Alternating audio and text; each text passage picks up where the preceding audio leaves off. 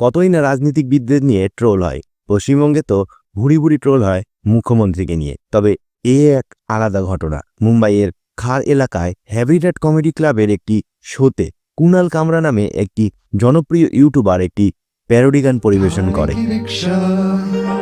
চেহারে pay দাড়ি, আঁখোं में চশমা, হায়।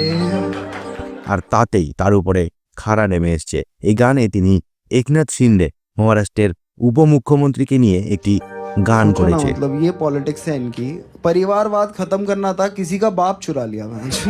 গানটি প্যারোডি গান। এটি শিন্ডের 2022 সালে শিবসেনা থেকে বিদ্রোহ করে নতুন দল গঠনের ঘটনার প্রতি ইঙ্গিত ছিল এই গানটিতে। এই মন্তব্যের পর শিবসেনা কর্মীরা ক্রুদ্ধ হয়ে ওঠে।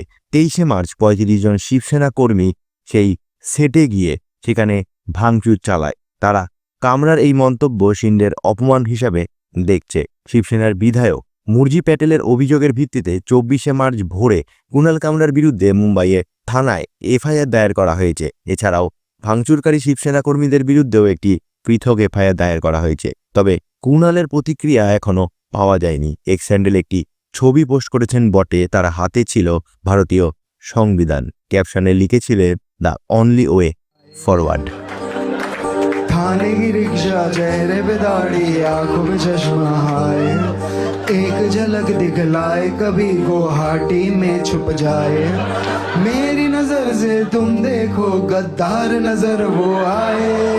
थाने की रिक्शा, चेहरे पे दाढ़ी, आंखों पे चश्मा, हाय। मंत्री नहीं वो दल बदलू है, और कहा क्या जाए।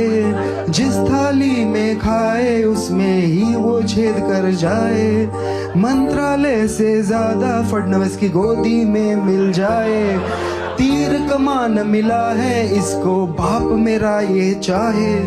थाने की रिक्शा, चेहरे पे दाढ़ी, आंखों पे चश्मा, हाय।